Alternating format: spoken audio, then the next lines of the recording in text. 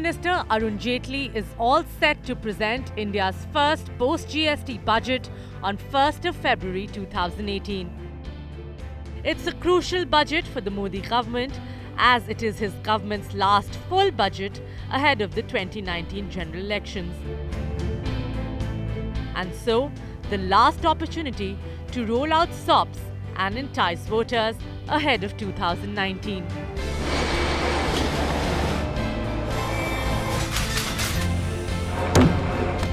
There's palpable excitement as the common man, industrialists and investors all hope that Budget 2018 will address their concerns. All eyes are now set on the Finance Minister's briefcase. Will there be a rejig in the tax slabs? And will this be the budget that will help rescue India's faltering economy? Here's a quick health check of the Indian economy.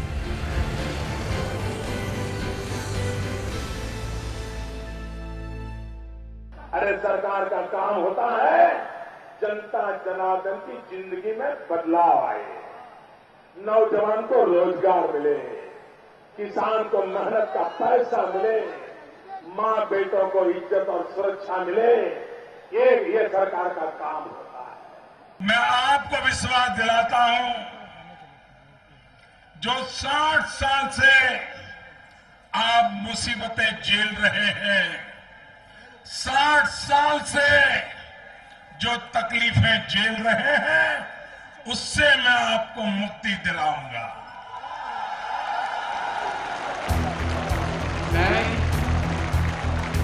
मैं Narendra Damodar Das Modi.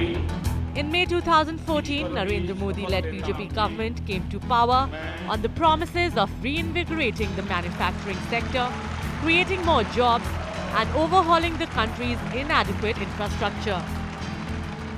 The government assumed office with the promise of economic growth and development.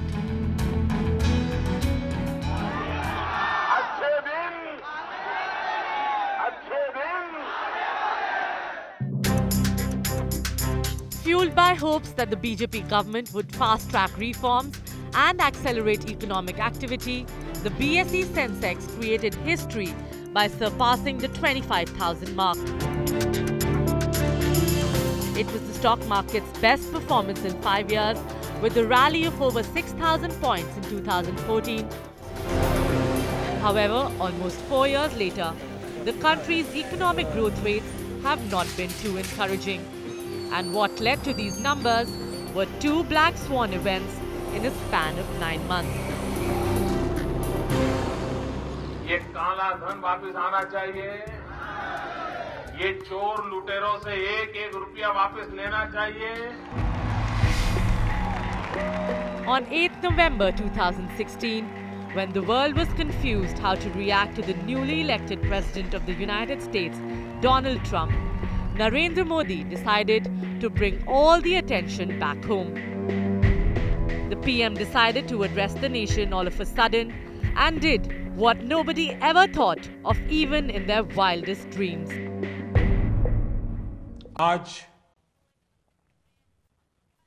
मध्यरात्रि यानी 8 नवंबर 2016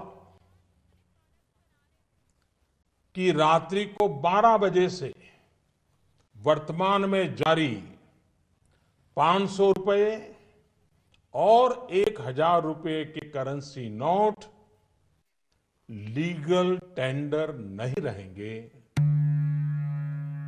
It felt like a fake viral message when the news of demonetization of 1,000 and 500 currency notes started to spread.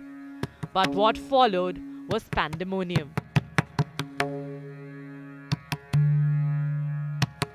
India, all of a sudden, was cashless. The country's 86% of the currency in circulation was declared as an illegal tender. Banks witnessed a sea of people standing on their doors to change the currency, and the bankers had no indication of what was coming for them. 3 sectors in India: agriculture, manufacturing, and construction, which run heavily on cash, were posting a healthy growth before November 8. But after the cash crunch, they were badly hit. The sectors were left with no capital to run their operations and to give salaries to their employees. The daily wage labourers employed in these sectors were left in distress with nothing to earn their living. What started as a war against black money and shadow economy soon became a demon for the Aam Aadmi. People were forced to stand in queues for hours to exchange old notes, for which the banking system was seemingly unprepared. However, the Prime Minister and the Finance Minister both continued to support the move, claiming it as a temporary glitch in order to formalize India's economy in the long term. इसका देश भर में स्वागत हो रहा है। हर सामान्य नागरिक को और ईमानदार आदमी को लगता है कि कम से कम एक निर्णय हिंदुस्तान में हुआ, और शायद पिछले 70 साल में ऐसा निर्णय नहीं होगा, जिसमें उसकी ईमानदारी के ऊपर प्रीमियम रखा गया और उसको लगता है कि जो भ्रष्ट व्यक्ति थे और व्यवस्था में भी जो कमजोरियां आई थी, उसको परिवर्तित करने का ये निर्णय एक बहुत बड़ा कदम उठाएगा। मैंने देश के सामने पहले ही दिन कहा था, ये काम बहुत बड़ा है, समय लेने वाला काम है, तकलीफ उठानी पड़ेगी ऐसा काम है, कुछ असुविधा होगी ये भी मैंने कहा था, लेकिन मैं हैरान हूं, मेरे देशवासी तकलीफ झेलने के बाद भी इस काम की सफलता के लिए कष्ट उठा रहे हैं। But the rosy picture that the government tried to paint soon turned black when the RBI stated that 98.96% of the banned currency had been returned. There were numerous reports of bankers helping people to exchange more than the decided value of cash. The cash deposited in Jan Dhan accounts also saw an unnatural spike during this period.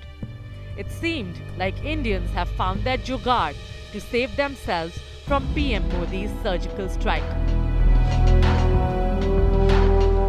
Before demonetization, India's GDP growth had started to fall on the back of issues like slow export growth, rising NPAs in the banks, increasing corporate debts, and slow private investment.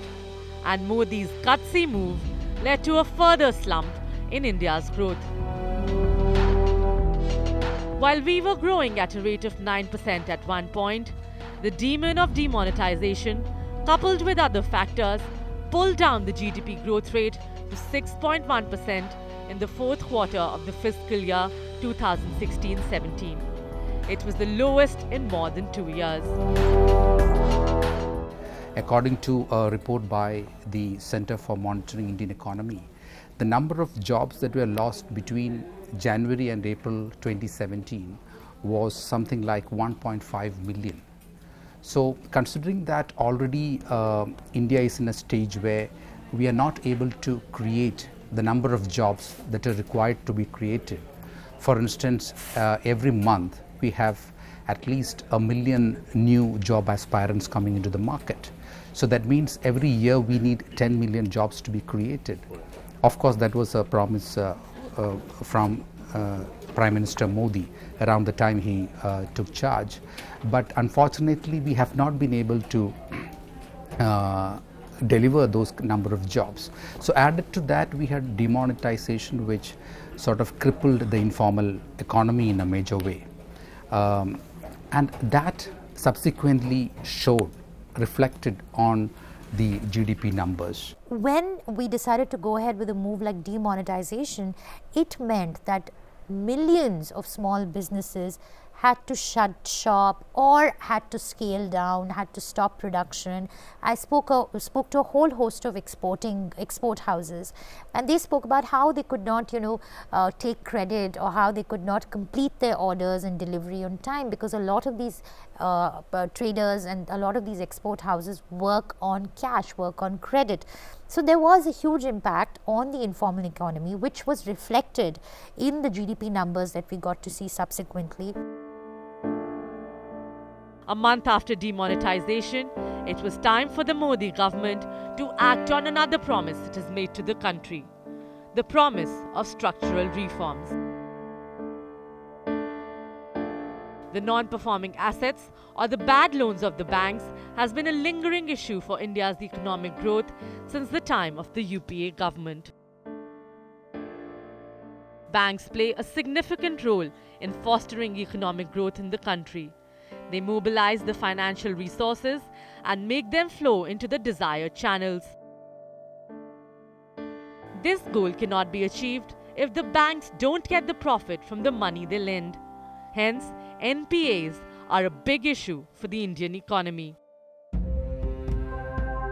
According to RBI data, the total bank gross NPAs were 840,250 crore rupees in September 2017, almost 4 times of what the UPA handed over to the Modi-led NDA.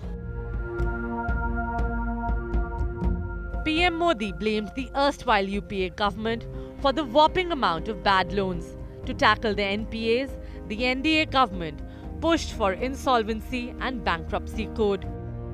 Modi's crusade against the NPA started as soon as the code became effective in December 2016. To give the banking sector a boost, Indian government with the RBI decided to pump in money to the stressed banks. This will be a reform and recap package, and not just a recap package, so as to ensure that this money is used to strengthen public sector bank balance sheets, and that we don't sow the seeds of the next boom and bust cycle of lending. RBI and the Finance Ministry jointly worked on the 2.1 trillion rupees recapitalization package for public sector banks. Some economists hailed the bank recap as a good move, despite the concerns over widening fiscal deficit. Our banks have lent unceremoniously. They've made some wrong decisions. Of course, there has been political interference, which is what probably led to the situation we are in right now. So the 2.11 lakh crore bank recapitalization plan was much needed. Having said that, how the government goes about it is going to be very crucial to determine its success, because it's not going to be an easy process, and it's something that will require the government to follow through with complete diligence and give the public sector banks a lot more autonomy in how they are run. This is just one step. I think this should be a step which should prod the government to really overhaul the way public sector banks are run. If you continue to lend on go on this path of reckless lending that they have done in the past, then there are bound to be troubles again. So one of the things that the government has done is the insolvency and bankruptcy code, which enables these distressed assets to be sold to promoters who are willing to pick them up. So that process is already on, but that is also not an easy process, because most of these projects will face some litigations or the other. For instance, the government is not allowing the existing promoters to pick up these assets because the government feels that they have already messed it up. So they are not allowing the existing promoters to come forward for these distressed assets. So that has created some kind of a dissent, a disillusionment among these promoters. So there is bound to be a lot of litigation going forward. So the process is not easy, but at least we can say in October, with this this capitalization of banks, one firm measure has taken, which needs to be followed up. Maybe in the budget we can sort of expect some kind of a clearer roadmap regarding capitalization.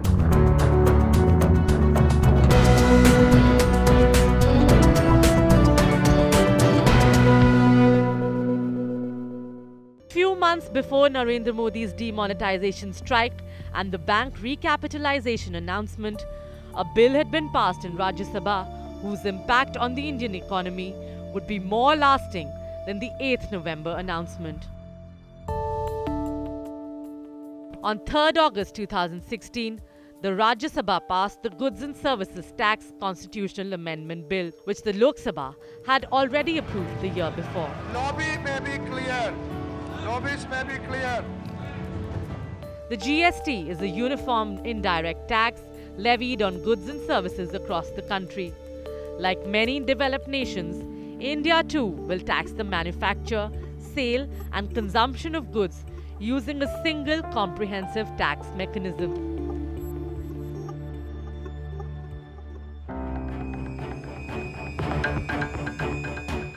After 18 meetings of the GST Council, GST was finally rolled out on the midnight of 1st July 2017 in a magnificent launch ceremony. The Parliament illuminated ahead of the special announcement. The country's economy was waiting for the impact of demonetization to cool down, and it was hoping to do well on the back of a good monsoon. But the confusion around the new tax system gave the economy another jolt. Businesses nationwide whittled down production in the April-June quarter and focused on offloading the existing stock, thanks to the uncertainty about how the new indirect tax regime will treat earlier tax credits on inputs. Despite a good monsoon, farmers' income still remained poor because the companies who usually buy their crops had stopped production. World Bank in a report said that India's economic momentum has been affected by disruptions from the withdrawal of banknotes and uncertainties around GST. The GDP growth had hit another low in the first fiscal of 2017-18 as it stooped to 5.7%, the lowest in 3 years at that time. The way the GST has been designed and its implementation could have been much better, could have been much smoother. We started out with a whole host of tax rates. The tax classification was done in a very haphazard manner. We had these supposedly the super luxury goods in a very high tax bracket. There were a whole host of exemptions which created a lot of confusion. Moreover, even the network, the GSTN network was a work in progress. You know, there was a lot of initial hiccups that the businesses were facing. So I feel that the government should have gone about the education process, you know, a little better. They should have made compliance a lot easier. That could have really helped. And initially, the design could have been much better. Overall, it was expected to be a kind of a disruptive measure, but the disruption has now been because of the implementation of, the various taxes, and also the lack of clarity in the implementation, which could have been easily avoided. And I think the effects of this we are going to see through this year, and it has actually impacted the collection of revenues. In fact, collection of revenues has fallen drastically because of the implementation of GST. So I think we're going to see this for a few more quarters before we stabilize. Small traders and small businesses were again the targets of poor implementation of GST. The industries which purchase material from the SMEs were importing the material they required to keep up. On the other hand, already sluggish exports that account for 20% of the GDP declined even further because of the slow manufacturing in the domestic market. The RBI governor on 4th October accepted that the implementation of GST had adversely affected the Indian economy, but for a short term. We expressed concern about the loss of momentum of growth in the early months of 2017-18, especially the persisting weakness in manufacturing. The MPC noted that the implementation of the GST appears to have rendered short-term prospects uncertain, possibly delaying the revival of investment activity, which is already hampered by stressed balance sheets of banks and corporations. With the government still struggling to streamline GST processes, the dream of one nation, one tax is far from being realized. However, the new tax system is somewhat clearer and the domestic manufacturing has shown signs of recovery. But not as much to give a boost to the slow economic growth India is facing. Concerns on private investment, the twin balance sheet issue, and poor structure in the rural economy still remain. The fiscal situation is fragile, with the government already having spent more than its fiscal deficit target. Rural, agri, then the job creation, and again to create jobs they may have to look at the construction sector in a big way, because new projects can generate a lot of informal jobs. So I think those are going to be some of the key sectors which the government will address, because this is the first full budget before the elections. Right. So they can't afford to be too populist because they don't have the means to do it. But I think generally within the constraints they might focus it on these key areas. From whatever I've studied of Mr. Jaitley's budget, he's fiscally conservative. I don't think he'll overspend too much. And I also think that this time the states are going to take the lead in terms of populist measures, because this is a budget that comes post GST. So post GST, the states get a major chunk of the revenues. So the populism will be left to the states to do. It will be a tough task for this government to get the country out of the economic trough at a time when government spending is the sole driving force for the economy. The question is whether this spending should be in ambitious projects like bullet trains, or should the money go into improving rural infrastructure, MSMEs, creating jobs and improving agriculture. The Indian economy at present is waiting for its Prime Minister to provide it real ease of doing business.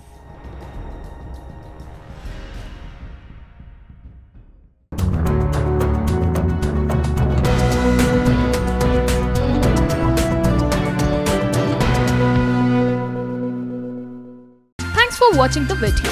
For more such news and updates, please like, share and subscribe to India Today. Also check out our other great videos from our channel. We know you would love to.